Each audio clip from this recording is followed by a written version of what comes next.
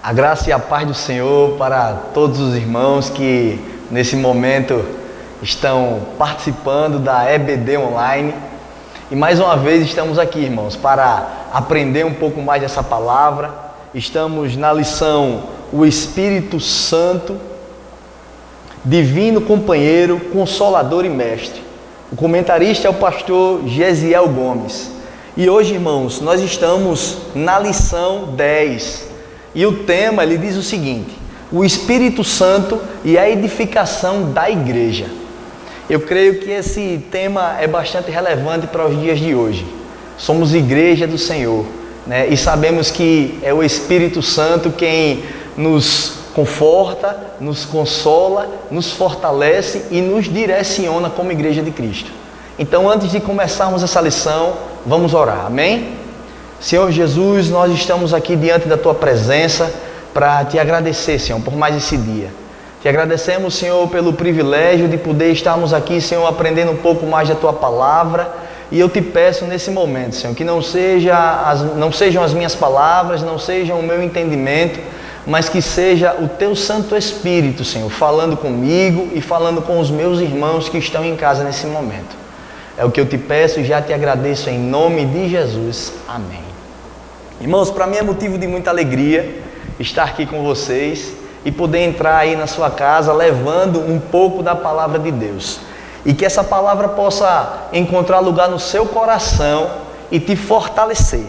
Amém? O texto bíblico básico que nós iremos usar hoje está em Efésios, no capítulo 4, do versículo 1 ao 13. Vamos ler. Rogo-vos, pois, eu, o preso do Senhor, que andeis como é digno da vocação com que fostes chamados, com toda a humildade e mansidão, com longanimidade, suportando-vos uns aos outros em amor, procurando guardar a unidade do Espírito pelo vínculo da paz.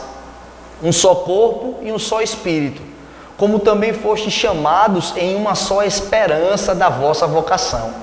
Um só Senhor, uma só fé, um só batismo, um só Deus e Pai de todos, o qual é sobre todos, e por todos e em todos vós. Mas a graça foi dada a cada um de nós segundo a medida do dom de Cristo. Por isso diz: subindo ao alto, levou cativo o cativeiro, e deu dons aos homens. Ora, isto ele subiu, que é, se não também antes tinha descido às partes mais baixas da terra.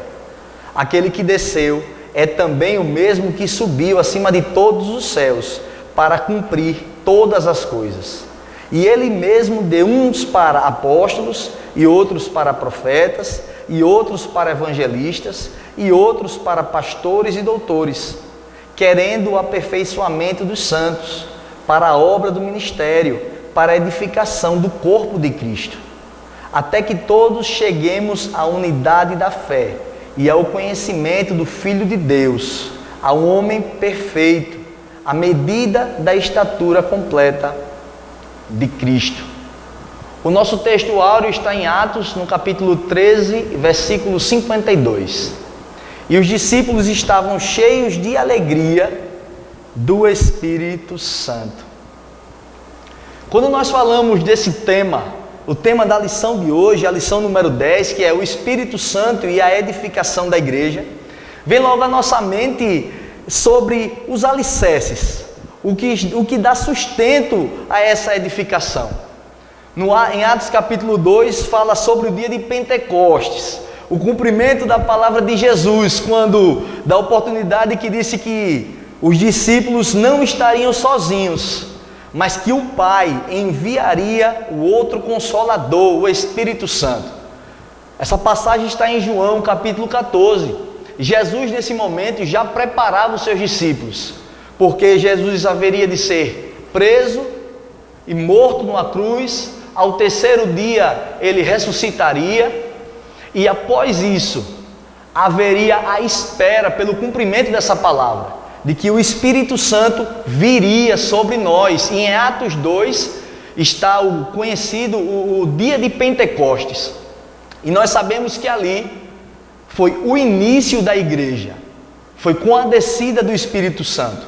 Em João 14, versículo capítulo 14, versículo 26 diz: mas aquele Consolador, o Espírito Santo, que o Pai enviará em meu nome, esse vos ensinará todas as coisas e vos fará lembrar de tudo quanto vos tenho dito.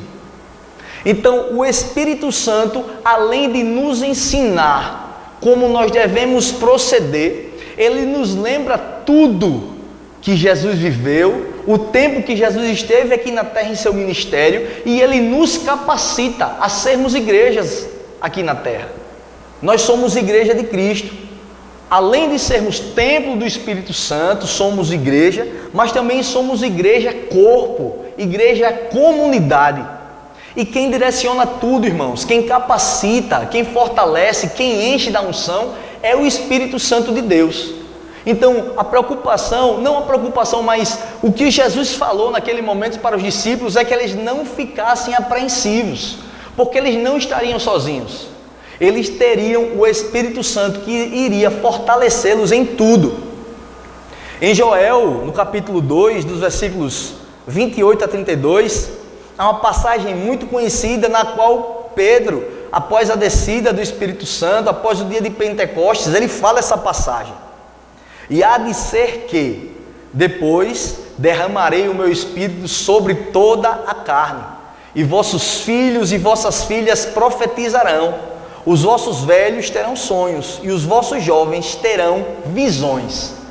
Nesse momento, Pedro, cheio de Deus, se levanta. Após aquele acontecimento, as pessoas não sabiam, estavam confusas com o que tinha acontecido no derramamento do Espírito Santo naquele lugar. E Pedro se levanta e fala: olha, tudo o que está acontecendo aqui é cumprimento do que o profeta Joel falou e daquilo também que Jesus havia falado. Foi um momento que o Espírito Santo veio sobre a terra. Que dia glorioso, irmãos! E até hoje nós sentimos o reflexo, porque o Espírito Santo está conosco todos os dias. Ele não nos abandona em momento nenhum. Em Atos, capítulo 1, versículo 8 diz: mas recebereis a virtude do Espírito Santo, que há de vir sobre vós, e ser-me-eis testemunhas, tanto em Jerusalém, como em toda a Judéia e Samaria, e até os confins da terra. O Senhor tem derramado do Espírito Santo dele, e com o Espírito Santo foi derramado sobre nós a virtude dele, e somos hoje igreja onde nós estivermos. Levaremos a marca de Cristo, levaremos a presença do Espírito Santo. Fica evidente que o ponto inicial da igreja de Cristo foi a descida do Espírito Santo, pois ele quem capacita, quem orienta e quem convence. O Espírito Santo e a igreja. E aí vale falar muito sobre a palavra eclésia. A palavra grega para definir a igreja é eclésia, cujo o significado é uma assembleia de chamados para fora. Isso quer dizer que a igreja é um ajuntamento de pessoas que foram resgatadas por Cristo e são separadas desse mundo pecaminoso. Em João 15,19 diz: nós não somos mais do mundo, estamos fora de um sistema pecaminoso. Existem algumas vertentes acerca do significado desta palavra, mas o real significado dela é chamado, é uma assembleia de chamados para fora. E o que é que isso significa? Nós somos chamados a viver fora do pecado, fora de um sistema pecaminoso. Nós somos resgatados por Cristo e somos santificados dia após dia, porque o Espírito Santo habita em nós. Então, quando o Espírito Santo habita em nós, nós somos transformados dia após dia com a sua santificação. Vale salientar que, como igreja, somos capacitados pelo Espírito Santo a fazer a diferença. A igreja tem o dever de pregar com fidelidade a palavra da cruz. Você é igreja. Onde você chega, você é a igreja do Senhor, você é a boca de Deus. E como é que você tem usado essa palavra? Você tem pedido direcionamento ao Espírito Santo, porque o Espírito Santo ele nos capacita e ele nos lembra. Muitas vezes nós achamos que não somos capacitados. Olha, quem capacita é o Espírito Santo de Deus. Aos nossos olhos nós nunca seremos capacitados para coisa alguma. E isso é bom, porque isso nos revela a humildade. E o Espírito Santo vem sobre nós e ele nos revela a palavra que nós temos que falar. Muitas vezes nós olhamos muito para dentro de nós e esquecemos do que a palavra de Deus diz: ide por todo mundo e pregai o evangelho a toda criatura. Fomos resgatados e capacitados pelo Espírito Santo para resgatar. Amém, irmãos?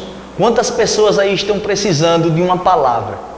Quantas pessoas estão precisando ouvir de Deus? Ouvir que o Espírito Santo é uma pessoa e que habita entre nós e que pode ter a sua vida transformada pelo Espírito Santo e ser igreja aqui na terra. Existe também, irmãos, uma outra definição acerca dessa palavra, eclésia. E alguns falam chamados para fora, mas o sentido que eles usam do chamado para fora é um sentido de que a igreja foi feita para sair, para pregar, para evangelizar, para fazer a diferença. Essa não é uma definição errada, a igreja é isso mesmo, mas a etimologia da palavra não fala acerca disso, fala de uma assembleia de chamados para fora, como eu tinha explicado anteriormente. Mas eu concordo plenamente com essa definição de eclésia. Somos igreja não para sermos egoístas, não para segurarmos o Espírito Santo para nós e dizer, não, nós somos o povo escolhido e nós queremos o Espírito Santo só para nós mesmos. Não, a igreja foi feita para transformar fora, para transformar a sociedade, para transformar a cultura, para trazer a cultura do reino aqui na terra. E você é um agente disso, um agente que será usado pelo Espírito Santo para transformação. Aleluia! O Espírito Santo, ele ampliava o alcance da igreja. As tendas da igreja foram se alargando à medida que o Espírito Santo acrescentava os salvos, louvando a Deus e caindo na graça de todo o povo. E todos os dias acrescentava o Senhor à igreja aqueles que se haviam de salvar. Atos capítulo 2, versículo 47. Precisamos lembrar da primeira pregação de Pedro. Após a descida do Espírito Santo, ele prega e mais de 3.000 pessoas se convertem. Ali começa a igreja. Ali foi um momento de conversão extraordinária. O Espírito Santo estava ali de uma forma tremenda e as pessoas não conseguiam suportar tamanha presença, tamanho poder, tamanho convencimento do Espírito Santo. Então era ele quem acrescentava, era ele quem trazia, como acontece nos dias de hoje, irmãos. A igreja, ela se renova dia após dia. As pessoas vêm porque elas estão procurando não bens materiais, mas estão procurando ser preenchidas pelo Espírito de Deus. O Espírito Santo ampliava o alcance da igreja e orientava os apóstolos. E na igreja que estava em Antioquia havia alguns profetas e doutores, a saber, Barnabé e Simeão, chamado Níger, e Lúcio, Cirineu, e Manaém, que fora citado, criado com Herodes, o tetrarca, e Saulo. E servindo eles ao Senhor e jejuando, disse o Espírito Santo: apartai-me a Barnabé e a Saulo para a obra que os tenho chamado. O Espírito Santo, ele direcionava e ele falava quais eram as estratégias. O Espírito Santo, ele dá a estratégia correta e desde o início ele dava a estratégia correta para o crescimento da igreja. Não apenas crescimento, irmãos, entenda isso, multiplicação. O Senhor trabalhou naquele momento, o Espírito Santo, com multiplicação, porque na medida que os apóstolos iam pregando o Evangelho, as coisas iam acontecendo ao redor, milagres aconteceram, transformação, cura, pessoas foram resgatadas pelo Senhor, foram transformadas, e isso foi se multiplicando de tal forma, irmãos, que chegou aos dias de hoje. Nós somos fruto do que aconteceu lá atrás. Nós somos alcançados pelo Espírito Santo através desse mover. Aleluia! enchia todos que ouviam a palavra e criam nela. E dizendo Pedro ainda estas palavras, caiu o Espírito sobre todos os que ouviam a palavra. Vale destacar que a obra tem dono. Ele é quem faz todas as coisas. No texto base nós vimos que tinha uma organização da igreja. O Espírito Santo ele é organizado. O Espírito Santo ele não age com bagunça, ele não age com baderna. Ele é sensível, ele é uma pessoa, ele é organizado. Então ele dizia, ele levantou um para apóstolos, outros para profetas, outros para pastores, outros para mestres. Irmãos, tudo isso para que haja um alcance organizado e maior de pessoas. Para que as pessoas possam ser encontradas pelo Espírito Santo e ter o suporte que só o Espírito Santo dá. O Espírito Santo animava os santos. O início da igreja foi marcado por muitos sinais e maravilhas. Mas também vemos nas Escrituras a grande perseguição que os apóstolos sofreram. Irmãos, grandes perseguições. Hoje nós temos uma perseguição em nosso país, apesar de sermos um país livre, mas a perseguição que nós temos é mais no campo ideológico, é mais na área da política, é mais em questões que envolvem ideologias. Naquela época era uma questão de que se você fosse pego pregando a palavra, você era preso, você era açoitado, você era escorraçado de onde você estava. Eles sofriam na pele. A Bíblia não esconde nada de nós. Vemos que houveram prisões, açoites e mortes por amor a Cristo nesse tempo. Nós não podemos falar no livro de Atos sem lembrar do primeiro mártir da Bíblia, Estevão, que morreu pregando a palavra, sendo apedrejado e pregando a palavra de Cristo com ousadia, com discernimento, falando toda a verdade. E no final de todas as coisas ele ainda diz, Deus, não imputes a ele aquele pecado, lembrando o que Jesus Cristo fez na cruz do Calvário. Irmãos, isso se deve a uma vida em constante oração e busca do Espírito Santo, porque por nossa força nós não conseguimos nada. Nós só conseguimos alguma coisa por intermédio do Espírito Santo de Deus.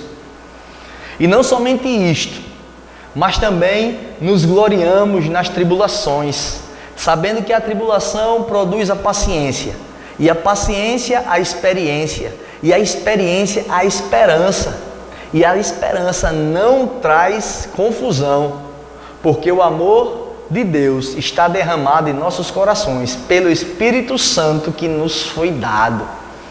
Aleluia! Quanto mais a igreja de Cristo é perseguida, mais a igreja de Cristo cresce aqui na terra. Então as perseguições, irmãos, não vão parar, não vão nos parar, porque as portas do inferno não prevalecerão contra a igreja do Senhor. Hoje temos em alguns países perseguições semelhantes a que acontecem no livro de Atos. E como já disse, aqui no nosso país a nossa perseguição é mais ideológica, política, e queremos e oramos para que o nosso país continue assim, irmãos. Por isso, vale salientar que a igreja também tem um grande trabalho nessa esfera. A igreja não pode se dobrar. A igreja precisa militar aqui na terra, não se embaraçando com as coisas desse mundo, mas fazendo com que a cultura do céu seja realizada aqui na terra. E os discípulos estavam cheios de alegria e do Espírito Santo. Atos 13:52. Bem-aventurados sois vós, quando vos injuriarem, perseguirem, e mentindo disserem todo o mal contra vós por minha causa. Exultai e alegrai-vos, porque é grande o vosso galardão nos céus, porque assim perseguiram os profetas que foram antes de nós. Nós precisamos lembrar da história de Paulo e Silas, que na medida que eles expulsaram o demônio daquela jovem que estava adivinhando, e que gerava lucro para os seus senhores, eles foram presos porque oraram e aquela pessoa foi liberta. Foram presos porque foram usados pelo Espírito Santo. Aleluia! O Espírito Santo proporciona a união. A igreja como corpo, onde o cabeça é Cristo. Efésios é uma das cartas da prisão paulina. Seu tema principal é Cristo como cabeça da igreja. Com respeito ao Espírito Santo, temos nessa carta as seguintes recomendações: não entristecer o Espírito, encher-se do Espírito, tomar a espada do Espírito e orar em todo o tempo. Como é que nós temos lidado com o Espírito Santo? Nós temos usado tudo aquilo que Ele tem nos proporcionado? Nós temos entristecido o Espírito Santo? Não devemos agir de maneira a ferir o Espírito Santo. Precisamos lembrar que somos a noiva de Cristo e que estamos sendo adornadas e preparadas para o grande encontro com seu noivo. O Espírito Santo prepara a noiva para o grande dia em que o noivo voltará. E eu quero citar aqui a parábola das 10 virgens. E as 10 virgens, as sensatas e insensatas, elas tinham óleo, mas as 5 tinham óleo sobrando, e as outras 5 tinham pouquíssimo. E chega uma hora que o óleo se acaba, e o noivo chega. E aí, como é que você tem nutrido, como é que você tem se abastecido com a unção do Espírito Santo de Deus? O corpo é formado por diversos membros. O Espírito Santo é o responsável por manter a unidade da igreja. Mas nós não recebemos o Espírito do mundo, mas o Espírito que provém de Deus, para que pudéssemos conhecer o que nos é dado gratuitamente por Deus, as quais também falamos, não com palavras que a sabedoria humana ensina, mas com as que o Espírito Santo ensina, comparando as coisas espirituais com as espirituais. 1 Coríntios 2, de 12 a 13. O Espírito Santo é quem vivifica. Aleluia, é quem nos vivifica. Um corpo é formado por diversos membros, que precisa estar em plena sintonia, executando suas atividades em comunhão, para que não haja divisão no corpo, mas antes tenham os membros igual cuidado uns dos outros. De maneira que, se um membro padece, todos os membros padecem com ele. E se um membro é honrado, todos os membros se regozijam com ele. Igreja, corpo, unidade. Quem precisa aparecer é Cristo. Ele é a cabeça, Ele é que precisa ser exaltado, honrado, engrandecido. Estamos aqui por Ele, pelo sacrifício que Ele fez por nós. Então, irmãos, isso vale ressaltar que nós precisamos estar atentos às pessoas. Nós precisamos estar atentos aos nossos irmãos, àqueles que são novos na fé, aos idosos, aos órfãos, às viúvas, aos nossos pastores. Como é que nós temos tratado a igreja de Cristo? O membro, você é membro do corpo de Cristo. E se você sofre, eu também sofro. E isso vale ressaltar o poder da oração. Como é que nós temos orado? Nós temos orado uns pelos outros. Aleluia. Nós somos unidos pela esperança.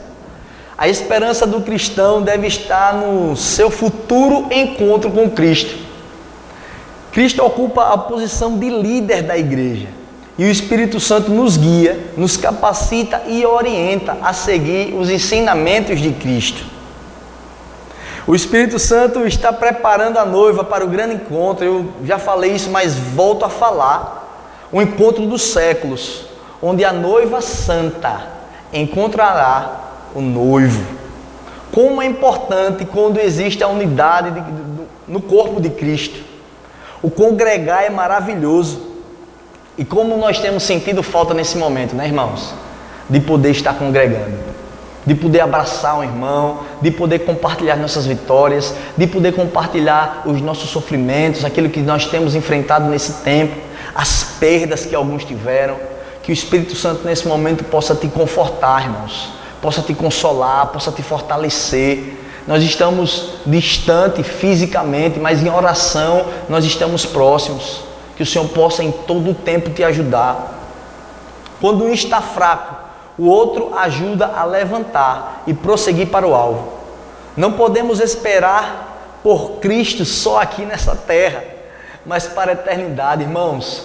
O que é que se compara à eternidade? Vai que o homem consiga viver 70, 80 anos, mas a eternidade não tem limite. Muitos têm trocado a eternidade por prazeres momentâneos, porque vivem só por esse momento, acham que as coisas acabam só aqui, mas o que Cristo tem para nós é algo extraordinário, é maravilhoso, e seremos aqui na terra preparados para estar com Ele, santificados para estar com Ele. E quem faz isso, irmãos, é o Espírito Santo. Nós somos unidos pelo batismo, e aqui eu queria citar 3 maneiras do batismo, 3 pontos do batismo. Nós vemos o batismo como uma ordenança, o batismo na água, que é o nosso batismo na regeneração. E nós temos o batismo que é a nossa transformação. Nós éramos do mundo, vivíamos com práticas pecaminosas, mas o batismo traz em nós a mortificação para o mundo e revivemos para Cristo. Não mais o velho homem, mas agora aquele que morreu para esse mundo e agora não vive mais ele, mas Cristo vive na pessoa. Cristo vive em nós. E também, irmãos, eu queria falar sobre o batismo com fogo. Em Mateus 3,11, fogo tem a figura de santificação, de purificação. A Bíblia diz em Atos 2 que foi visto sobre cada um deles línguas como de fogo. Então o fogo, ele purifica, ele santifica. O Espírito Santo, ele vem sobre nós, derrama da sua presença, nos batiza com fogo. Ele, além de nos santificar e nos purificar, ele nos prepara, ele nos entrega dons.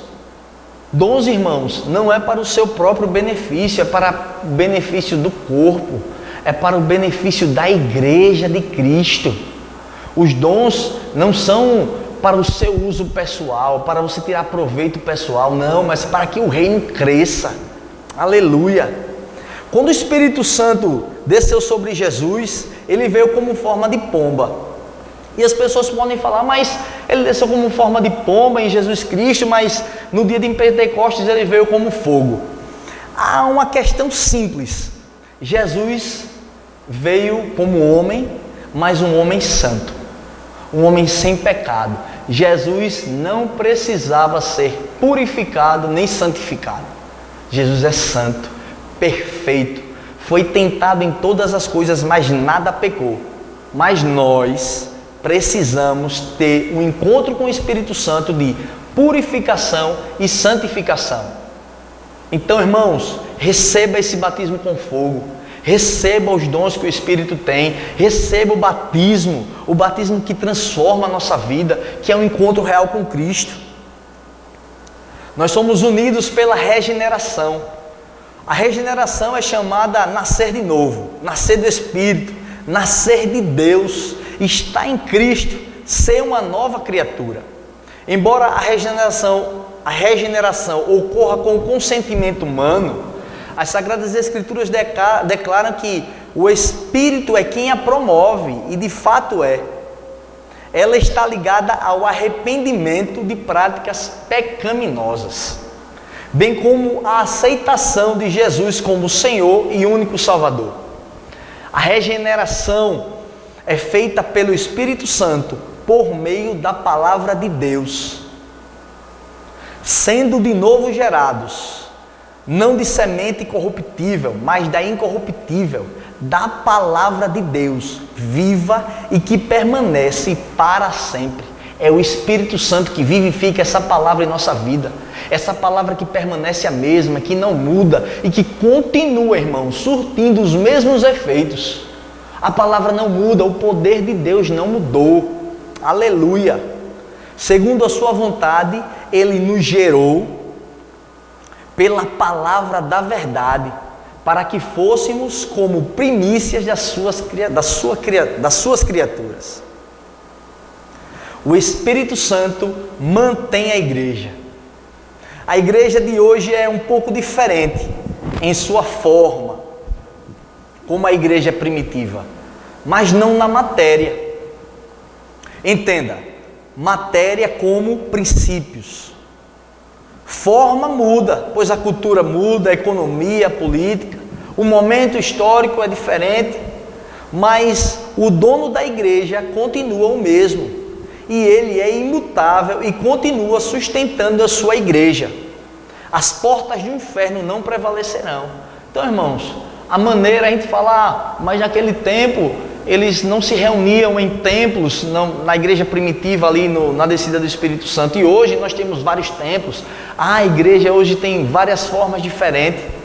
Irmãos, a cultura ela pode mudar. O que não pode mudar é a palavra. O que não pode mudar é o que está sendo pregado dentro das igrejas. Então você precisa ser como um crente bereano, aquele que analisa as escrituras e vê, confere, peraí, o que está sendo pregado é o que realmente a palavra de Deus diz? Ou eu estou sendo levado por doutrinas diferentes? Pois também eu te digo que tu és Pedro, e sobre esta pedra edificarei a minha igreja, e as portas do inferno não prevalecerão contra ela.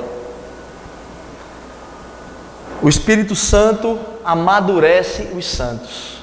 Conforme a igreja crescia com os novos convertidos, os apóstolos perceberam que era necessário discipulá-los, ajudá-los a alcançarem, além da salvação, a maturidade e a capacitação para o serviço.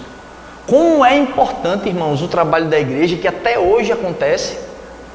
Hoje nós chegamos na igreja, nós temos aqui essa ferramenta, né? A escola bíblica dominical que não parou, que continua aqui, e somos instruídos, somos ensinados, somos discipulados a aprender essa palavra, e não apenas aprender com o intelecto, mas colocar em prática em nossa vida. Porque a palavra, quando nós colocamos em prática, ela começa, irmãos, a surtir os efeitos em todas as esferas da nossa vida. Assim o corpo de Cristo ia crescendo e amadurecendo para melhor servir ao Senhor na igreja. A maturidade torna os santos aperfeiçoados no caráter e no serviço. Produz edificação no corpo, na unidade da fé, e previne a igreja contra falsas doutrinas. Unidade da fé, o mesmo corpo, o mesmo sentimento, o mesmo Espírito sendo derramado sobre todos. E evita falsas doutrinas. Irmãos, fique atento ao que o seu pastor fala. Fique atento ao que é pregado na sua igreja. O seu pastor está lhe instruindo, está lhe ensinando. Às vezes o que ele prega pode doer um pouco, pode mexer. Dói porque às vezes existe alguma ferida aberta, e ele, na hora da pregação, o Espírito Santo vai derramando o bálsamo que vai curando a ferida, que vai tratando. E a ferida, até ela cicatrizar de vez, ela dói, existe um processo de cura. Então a palavra ela vem para nos curar. Esteja atento ao que Deus tem falado na igreja. Aleluia. O Espírito sustenta os cristãos comissionados a missões. Se empenha a levar o Evangelho a todo mundo. O Espírito Santo usou o amor como principal força motivadora dessa igreja e orientou os discípulos a agirem em comunhão. Perseveraram na doutrina dos apóstolos e na comunhão e no partir do pão e nas orações, e em toda a alma havia temor, e muitas maravilhas e sinais se faziam pelos apóstolos. E todos os que criam estavam juntos e tinham tudo em comum. Irmãos, como isso é poderoso! Como essa passagem de Atos 2, 42 a 44 é preciosa. Irmãos, naquele momento, na descida do Espírito Santo, no dia de Pentecostes, as pessoas que estavam ali, que estavam juntas, que o Espírito Santo trazia, que se convertiam, o sentimento delas era de que a qualquer momento Jesus poderia voltar. E a vida delas naquele momento era estar em constante harmonia com o Espírito de Deus. Então eles tinham o mesmo pensamento, eles tinham tudo em comum. pessoas que se juntavam a eles vendiam os seus bens e o dinheiro que arrecadava deixava aos apóstolos para que eles administrassem e fosse dividido conforme a necessidade. Então olha o coração, irmãos.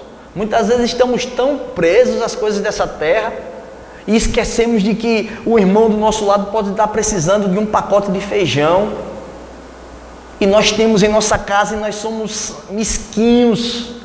O Espírito Santo não gera isso. O Espírito Santo gera amor, gera comunhão, gera liberalidade, louvando a Deus e caindo na graça de todo o povo. E todos os dias acrescentava o Senhor à igreja aqueles que se haviam de salvar. Esperavam firmemente pela volta de Cristo, já por aqueles dias. Aleluia. E podemos lembrar de Ananias e Safira, né, irmãos? Como era que estava o coração? As pessoas estavam ali, mas sempre existiam pessoas que queriam burlar. E eles chegaram lá para querer mostrar algo ao povo, vendeu suas coisas, e quando foi depositar, não depositou tudo. Mas Deus conhece o coração. E eles foram fulminados naquele momento. Irmãos, eu queria concluir essa aula de hoje. Para mim foi bastante edificante. O Senhor falou bastante ao meu coração. O Senhor me ensinou a ser igreja. O Senhor me fez olhar para princípios. Princípios de comunhão, princípios de unidade, princípios do poder do Espírito Santo. Saber, irmãos, que nós não somos nada sem o Espírito Santo de Deus. Porque por mais que eu ore, por mais que eu interceda, por mais que eu faça isso e aquilo, quem convence é o Espírito Santo de Deus. Não é por força, não é por violência. Eu fico admirado com a vida de Paulo. Quando Jesus, após morrer, ele ressurreto, aparece a Paulo e diz: Paulo, duro é para você recalcitrar contra os aguilhões. Vem, Paulo, vem me servir. E Paulo vai, serve a Cristo. E Paulo foi um dos grandes homens de Deus que escreveu cartas a várias igrejas, ensinando, exortando, mostrando o caminho que devia seguir. E no final ele chega, ele próximo de sua morte, ele preso, e ele fala que eu sou embaixador da palavra nas prisões, irmãos. Olha que coisa tremenda. Um homem que não tinha sua vida por preciosa, mas estava cheio do Espírito de tal forma que o viver para ele era Cristo e o morrer era lucro. Aí a gente vê o que aconteceu. Um grande homem, Novo Testamento, vários livros que ele escreveu, inspirados por quem? Pelo Espírito Santo de Deus, porque é Ele quem inspira, irmão. É o Espírito Santo. Paulo sozinho era perseguidor. Paulo com o Espírito Santo de Deus, ele transformou, ele se transformou, foi transformado pelo Espírito Santo, e através da vida dele, quantas pessoas encontraram a Cristo? Que o Espírito Santo possa nos ensinar a ser igreja. Ele está no meio da igreja e nunca nos abandonará. Ele está preparando a igreja de Cristo para o encontro triunfal com o nosso noivo. O Espírito Santo nos santifica dia após dia, pois a palavra diz que sem a santificação ninguém verá a Deus. A santificação é constante, progressiva e é uma evolução gradativa. Do mesmo modo que Deus levantou homens de Deus usados pelo Espírito Santo, como foi o exemplo de Paulo, Ele quer fazer conosco, nos tornando sal da terra e luz do mundo, para como igreja que somos, sermos a diferença em um mundo de pecado. Fiquem todos na paz de Cristo.